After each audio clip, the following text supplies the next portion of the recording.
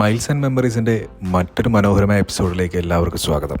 സെർമട്ട് വില്ലേജും കണ്ട് നമ്മൾ പതുക്കെ മാറ്റർഹോൺ മൗണ്ടനിലേക്ക് പോകാനുള്ള കേബിൾ കാറിൻ്റെ അടുത്ത് വരെ എത്തി. ഇവിടെ നിന്ന് ഏകദേശം 1 മണിക്കൂർ കേബിൾ കാർ റൈഡ് ചെയ്താൽ നമ്മൾ മാറ്റർഹോൺ മൗണ്ടൻ്റെ ഏറ്റവും മുകളിലെത്തും.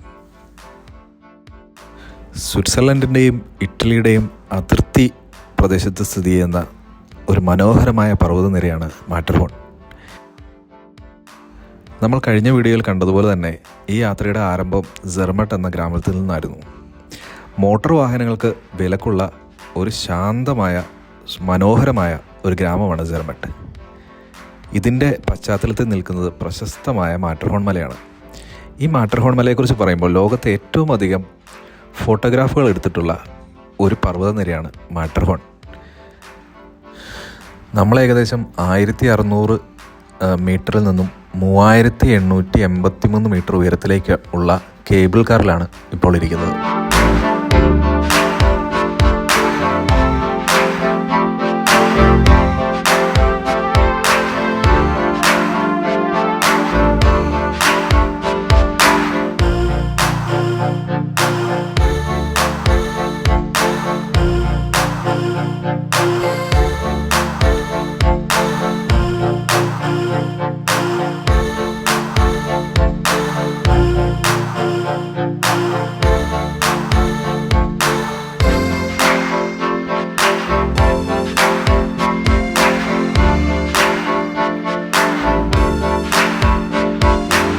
നമ്മൾ യാത്ര തുടങ്ങിയപ്പോൾ നമ്മുടെ കേബിൾ കാറിന് താഴെ കാണാൻ സാധിച്ചിരുന്നത് വരണ്ട കുറച്ച് പ്രദേശങ്ങൾ മാത്രമായിരുന്നു. എന്നാൽ കേബിൾ കാർ മുകളിലേക്ക് പോകുന്തോറും വരണ്ട പ്രദേശങ്ങൾ മാറി മഞ്ഞിൻ്റെ കട്ടി കൂടിക്കൂടി വരികയാണ്.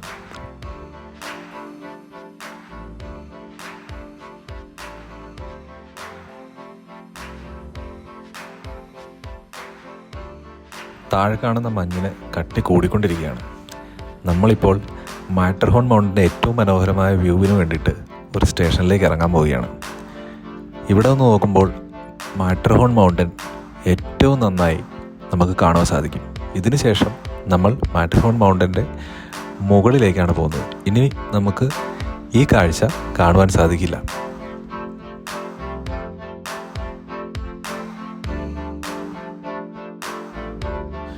നിങ്ങൾ പല ഫോട്ടോയിലും വീഡിയോയിലും കണ്ടിരിക്കുന്ന മാറ്റർഹോൺ പർവ്വതനിരയുടെ ഏറ്റവും വ്യക്തമായിട്ടുള്ള ചിത്രമാണ് നമ്മളിപ്പോൾ കാണുന്നത്.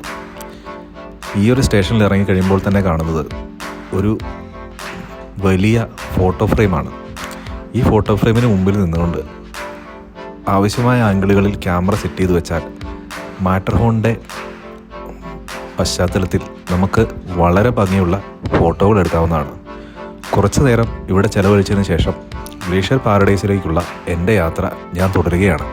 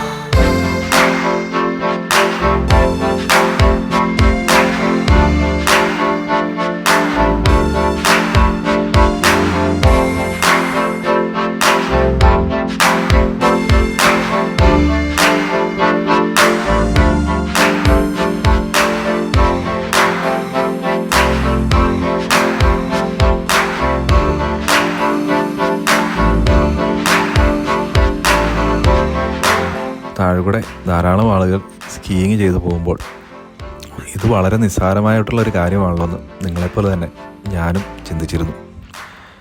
ഏകദേശം 3 വർഷങ്ങൾക്ക് മുമ്പ് റഷ്യയുടെ അതിർത്തിയിലുള്ള ജോർജിയ എന്ന രാജ്യത്തേക്ക് പോകുവാനായിട്ട് സാധിച്ചു.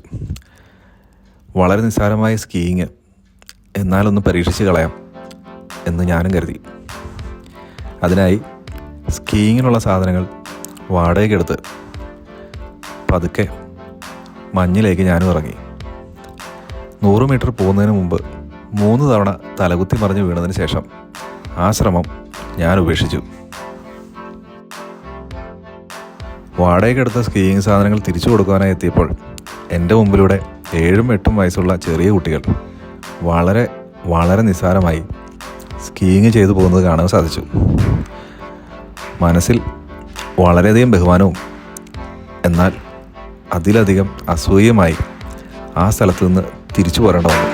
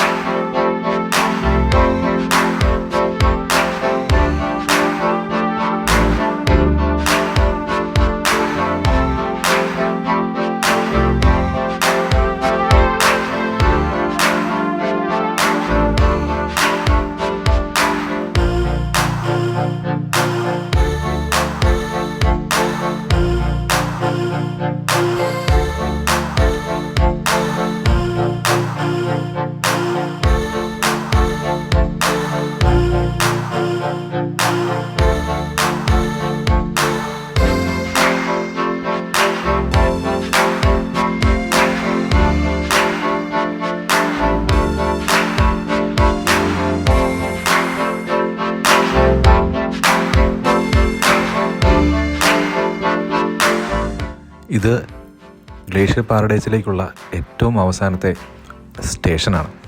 ഈ സ്റ്റേഷനിൽ നമ്മൾ വന്ന കേബിൾ കാർ ഇറങ്ങി ഇവിടെ നിന്ന് വേറെ ഒരു കേബിൾ കാർ കയറി വേണം ഗ്ലേഷ്യർ പാരഡൈസിലേക്ക് പോകാൻ. കാരണം ഇത് വളരെയധികം ഉയരത്തിലാണ് നിൽക്കുന്നത്. ഇവിടെ നിന്നും പ്രത്യേകം സജ്ജീകരിച്ചിരിക്കുന്ന നിങ്ങൾക്കിപ്പോൾ കാണാവുന്ന രീതിയിലുള്ള ഈ കേബിൾ കാർ വഴിയാണ് നമ്മൾ ഗ്ലേഷ്യർ പാരഡൈസിലേക്ക് പോകുന്നത്. ഈ ഗ്ലേഷ്യർ യൂറോപ്പിലെ ഏറ്റവും വലിയ സ്കീ മേഖലകളിലൊന്നാണ്. ശൈത്യകാലത്ത് പ്രൊഫഷണലായിട്ടുള്ള സ്കീയർമാർ ഇവിടെ വന്ന് പരിശീലനം നടത്താറുണ്ട്. ഇത് ഒളിമ്പിക് പോലെയുള്ള വലിയ വലിയ ഇവൻറ്റുകൾ നടത്താൻ സൗകര്യമുള്ള ഒരു സ്ഥലമാണ്.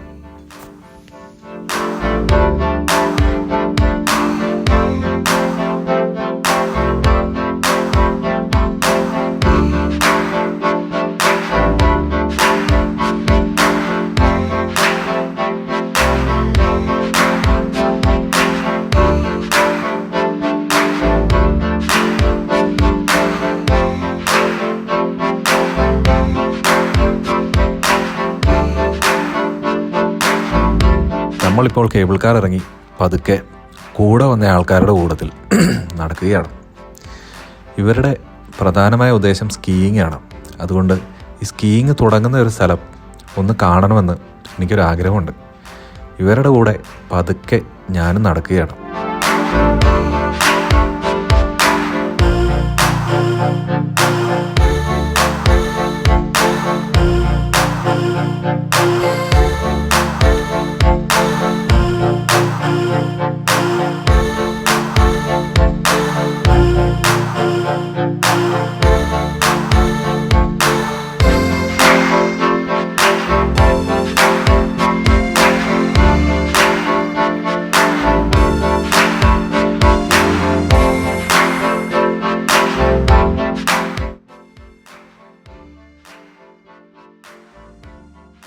അതിമനോഹരമായ ഒരു സ്ഥലം.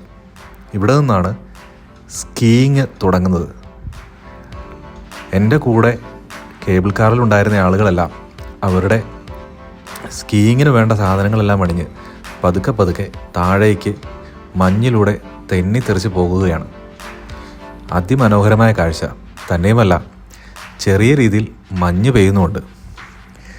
ഈ ഒരു മലയുടെ പ്രത്യേകത എന്താണെന്ന് വെച്ചാൽ 2000-ലധികം വർഷം പഴക്കമുള്ള ഒരു ഗ്ലേഷ്യർ, അതായത് മഞ്ഞ് മലയുടെ ഉള്ളിലാണ് ഇത് തുരന്ന് ഉണ്ടാക്കിയിരിക്കുന്നത്.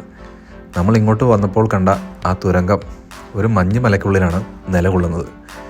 ഇതിന് ഏകദേശം 2000-ലധികം വർഷങ്ങൾ പഴക്കമുണ്ടെന്നാണ് ഇവിടെ എഴുതി വച്ചിരിക്കുന്നത്. സ്കീയിങ് പോയിൻ്റ് കണ്ടതിന് ശേഷം പതുക്കെ ഒരു വ്യൂയിങ് പോയിന്റിലേക്ക് നമ്മൾ പോവുകയാണ്. ഒരു ലിഫ്റ്റിൽ കയറി വേണം മുകളിലത്തെ തട്ടിലെത്താൻ. അവിടെ നിന്ന് ഈ കാണുന്ന പോലെ സ്റ്റെപ്പുകൾ വഴി നമുക്ക് ഏറ്റവും മുകളിലായി എത്താം. നിങ്ങൾക്കിപ്പോൾ കാണാം ക്രൂശിതനായ യേശുക്രിസ്തുവിൻ്റെ ഒരു രൂപം ഇവിടെ സ്ഥാപിച്ചിട്ടുണ്ട്. ഇവിടെ നിന്ന് താഴേക്ക് നോക്കുകയാണെങ്കിൽ വളരെ വിശാലമായ ഒരു കാഴ്ചയാണ് നമുക്ക് കാണാൻ സാധിക്കുക. എൻ്റെ കൂടെയുള്ള സ്കീയിങ്ങിന് വന്ന സുഹൃത്തുക്കൾ പറഞ്ഞതനുസരിച്ച് വേനൽക്കാലത്ത് ഇവിടെ നിന്നാൽ അതിവിശാലമായ, അതായത് സ്വിറ്റ്സർലൻഡിൻ്റെയും ഫ്രാൻസിൻ്റെയും അതിർത്തിയിൽ സ്ഥിതി ചെയ്യുന്ന ഷാമോണെ അല്ലെങ്കിൽ മോണ്ട് ബ്ലാങ്ക്, ഈ മലകൾ വരെ ഇവിടെ നിന്നാൽ കാണാമെന്നാണ് അവർ പറഞ്ഞത്.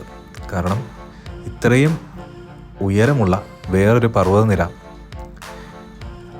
ആൽപ്സ് പർവ്വതനിരയ്ക്കുള്ളിൽ ഇല്ല എന്ന് തന്നെ പറയാം.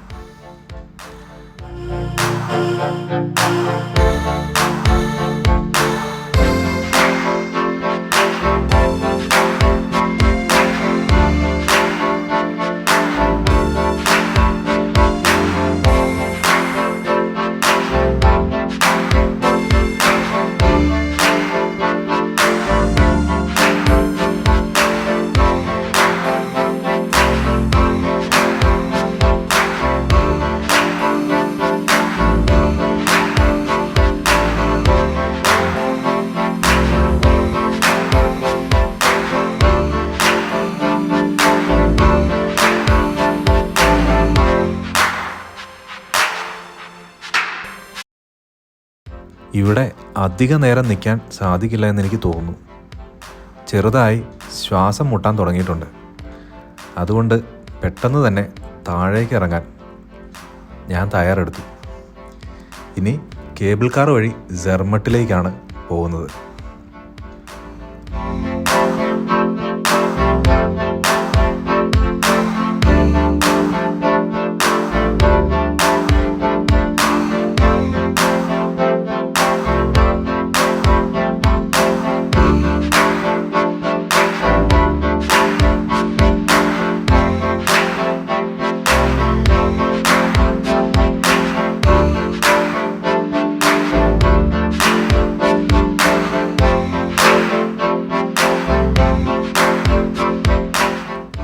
മാറ്റർഹോൺ പർവ്വതനിരയും അതിലെ ഗ്ലേഷ്യർ പാരഡൈസും ഉൾപ്പെടുന്ന ഇന്നത്തെ വീഡിയോ എല്ലാവർക്കും ഇഷ്ടമായി എന്ന് വിചാരിക്കട്ടെ. അപ്പോൾ പുതിയൊരു വീഡിയോയുമായി വരുന്നതുവരെ നമുക്ക് യാത്രകൾ തുടരാം, ഓർമ്മകളായി ഉറക്കാം. നന്ദി, നമസ്കാരം.